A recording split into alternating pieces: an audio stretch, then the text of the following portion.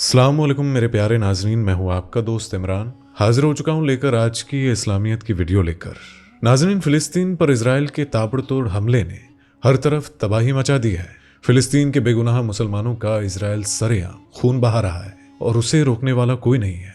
नाजरीन, जिस अल-अक्सा मस्जिद के लिए दोनों मुल्कों में झगड़ा सदियों से चला आ रहा है, तो आखिर उस अल-अक्सा मस्जिद का असल वारिस कौन है? यहूदी और मुसलमानों के बीच अल-अक्सा का ये मामला अभी सुलझा भी नहीं था कि ईसाइयों ने भी अल-अक्सा मस्जिद पर अपना दावा पेश कर दिया है।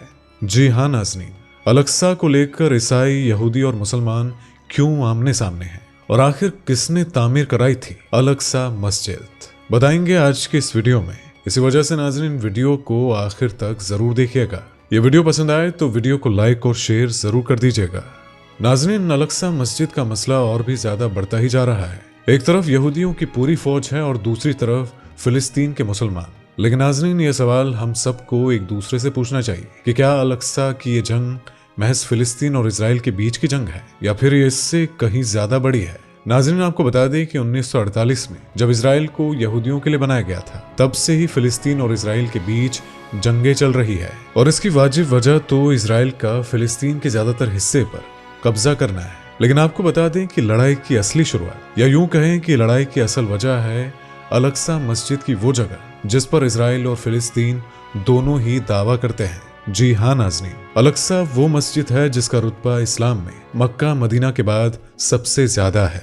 काबा शरीफ और मदीना के बाद अल-अक्सा ही वो वाहिद मस्जिद है जिसका नाता मुसलमानों से है। लेकिन नाज़रीन, झगड़ा उस वक्त शुरू हुआ जब इजराइल के यहूदियों ने भी इस मस्जिद पर अपना कब्जा जमा लिया।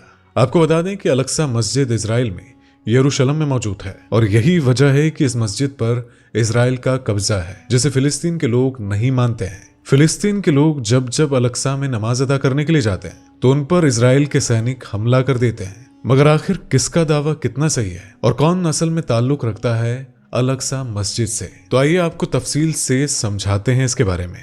नाज़रीन, आपको बता दें कि यहूदी मुसलमानों से ज्यादा अलहदा नहीं है, बल्कि यहूदियों की पैदाइश पैगंबर हजरत इब्राहिम अलैहिस्सलाम से मानी जाती है। यहूदी खुद को पैगंबर हजरत इब्राहिम के मुरीद बताते हैं और उनके पहले पैगंबर हजरत मूसा अलैहिस्सलाम थे। और आपको बता दें कि यहूदियों में अल-अक्सा मस्जिद का वही मुकाम है जो मुसलमानों में मक्का और मदीना का है। और नाज़रीन, अल-अक्सा मस्जिद इजराइलियों के लिए काबा शरीफ जितना ही पाक है और ऐसा माना जाता है कि जिस जगह आज अल-अक्सा मौजूद है वहां यहूदियों का सुलेमानी मंदिर हुआ करता था, जिसकी अब सिर्फ दीवार ही बची है। और यहाँ इसी जगह हजरत मूसा अलैहिस्सलाम ने यहूदियों को दीन की तालीम दी थी और यही वजह है कि यहूदियों के लिए ये जगह एक मुकद्दस मुकाम रखती है। नाज़रीन, आपको बता दें कि यहूदियों का ऐसा मानना है कि जब हजरत इब्राहिम अलैहिस्सलाम को उनके खुदा ने हुक्म दिया था कि अपने दिल अजीज बेटे को ज़िबा करो, तो उन्होंने उसी जगह अपने बेटे की कुर्बानी के लिए उसकी गर्दन पर छुरी चलाई थी, जहाँ की आज अल-अक्सा मस्जिद का सहन मौजूद है। आपको बता दें कि हजरत इब्राहिम के जज्बे से खुश होकर खुदा ने हजरत इब्राहिम के बेटे की जगह एक भेड़ का बच्चा रख दिया था और वही ज़िबा हो गया था। अगर आपको लगे कि ये मौजूदा तो इस्लाम में भी मुकर्रर है, तो आपको बिल्कुल सही लगता है। यहूदी और इस्लाम तालीम में कोई ज्यादा फर्क नहीं है, बस मामला इतना सही है कि कोई इस बात को मानने को तैयार ही नहीं है। और नाज़रीन, आपको बता दें कि यहूदियों के खुदा ने इब्राहिम अलैहिस्सलाम के हाथों ही इस मस्जिद को बनवाया था। लेकिन यहूदी अपने आप को इस्लाम और मुसलमानों से बहुत अलहदा मानते हैं। और वहीं आपको बता दें कि यहूदियों की पाक किताब को तनक है जो कि हिब्रू में लिखा गया है। इसके अलावा आपको बता दें कि यहूदियों के मुताबिक आज जिस जगह अल-अक्सा मस्जिद मौजूद है वहां कभी टेम्पल माउंट हुआ करता था और इस मंदिर को सबसे पहले किंग डेविड के बेटे किंग सोलेमन ने 957 ईसा मशरिक में तामीर कराया था और जिसे बाद में 586 ईसा मशरिकी में शुरुआती बेबीलोन सल्तनत के शासकों ने तोड़ दिया था। इसके बाद दूसरी मर्तबा इस मंदिर को जेरुब्बाबेल ने 516 ईसी मशरिकी में तामीर कराया था, जिसे रोमन सल्तनत ने 72 ईसा मशरिकी में एक बार फिर से तोड़ दिया था। और तब से ही ये मंदिर इसी तरह से आधा अधूरा ही पड़ा हुआ है, क्योंकि यहूदियों का मानना है कि जब उनके तीसरे मसीहा आएंगे तब इस मंदिर को एक मर्तबा फिर से तामीर कराया जाएगा। और आज इस मंदिर की महज दीवार ही बची है और जिसे वेस्टर्न वॉल भी कहा जाता है। अब बात अगर इस्लाम की करें तो नाज़रीन, आपको बता दें कि इस्लाम में काबा शरीफ और मस्जिद अल हरम के बाद मस्जिद अल-अक्सा का बहुत मर्तबा है और इस मस्जिद को इस्लाम में मुकद्दस मुकाम हासिल है। और नाज़रीन आपको बता दें कि अल-अक़सा मस्जिद को मुसलमानों का किबला या अव्वल भी कहा जाता है, क्योंकि ऐसा माना जाता है कि हमारे प्यारे नबी मोहम्मद सल्लल्लाहु अलैहि वसल्लम ने काबा शरीफ तामीर कराने से पहले अल-अक़सा की जानिब रुख करके ही नमाज अदा की थी। और इतना ही नहीं नाज़रीन, आपको बता दें कि हमारे प्यारे नबी सल्लल्लाहु अलैहि वसल्लम अल-अक़सा मस्जिद से होकर ही जन्नत की जानिब रवाना हुए थे। और यही वजह है कि मुसलमानों के लिए भी यह जगह बहुत पाक और साफ है।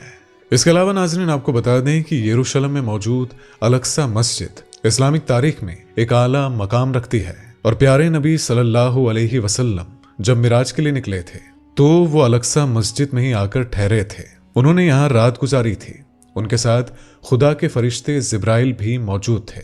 और इस्लाम में ऐसा माना जाता है कि अल-अक़सा मस्जिद को प्यारे नबी सल्लल्लाहु अलैहि वसल्लम के खलीफा ने तामीर कराया था। और नाज़रीन अब अगर बात करें ईसाइयों की, तो यरूशलेम जो ये जगह है ये भी ईसाइयों के लिए पाक और मुकद्दस है। और नाज़रीन ऐसा कहा जाता है कि ईसाइयों के मसीहा यानी कि ईसा अलैहिस्सलाम ने यरूशलेम में ईसाई दीन की तालीम दी थी और वहीं उन्हें सूली पर टांगा भी गया था। लिहाजा इसी वजह से यह जगह ईसाइयों के लिए भी बेहद ही पाक और मुकद्दस जगह है। यरूशलेम में ही ईसा मसीहा यानी कि ईसा अलैहिस्सलाम ने अपने मुरीदों को तालीम दी थी और यहीं दोबारा उनका जन्म भी हुआ था। और नाज़रीन आपको बता दें कि यरूशलेम में मौजूद अल-अक़सा पर फिलिस्तीन और इजराइल की ये जंग महज मजहबी नहीं है, बल्कि यहाँ बात 35 एकड़ की उस जमीन की भी आती है जिसमें ये मस्जिद बनाई गई है। दुनिया भर के मुसलमान फिलिस्तीनियों के साथ हैं, लेकिन दुनिया के कई बड़े मुल्क इस मामले में इजराइल का ही साथ देते नजर आ रहे हैं, फिर चाहे वो अमेरिका हो या यूरोप के बड़े बड़े देश क्यों ना हो। और नाज़रीन आपको बता दें कि हमास जैसे आतंकी गिरोह का सहारा लेकर इजराइल हमेशा से ही फिलिस्तीनियों पर जुल्म करता आया है। 1948 की पहली जंग से लेकर 2023 तक हर बार इजराइल ने अपनी ताकत से फिलिस्तीनियों का खून बहाया है और दुनिया ने महज तमाशा ही देखा है। और नाज़रीन जंग चाहे कहीं भी हो, लेकिन तारीख को मद्देनजर रखते हुए मौजूदा दौर में खून खराबा करना और बेगुनाह लोगों की जान लेना सरासर गुनाह है और नाइंसाफी है। तो नाज़रीन जरा सोचिए कि एक ऐसा मुल्क जहां सदियों से गोलीबारी की गूंज सुनाई दे रही है और जहां बच्चों ने पैदा होते ही तबाही के मंजर देखे हैं और उसी तबाही में वो पले बड़े हैं, लेकिन अपने मुल्क का मसला सुलझता बेचारे वो ना देख सके। और कुछ को तो जिंदगी शुरू करने से पहले ही मौत के हवाले कर दिया गया। हमास जैसे आतंकी गिरोहों को निशाना बनाकर इजराइल मासूम फिलिस्तीनियों का खून बहा रहा है और दुनिया ये सब देखकर भी खामोश है। और नाज़रीन जंग चाहे इजराइल ने शुरू की हो या फिर फिलिस्तीन ने की हो, दोनों ही जगह के मासूमों को इस जंग का खामियाजा भुगतना पड़ रहा है।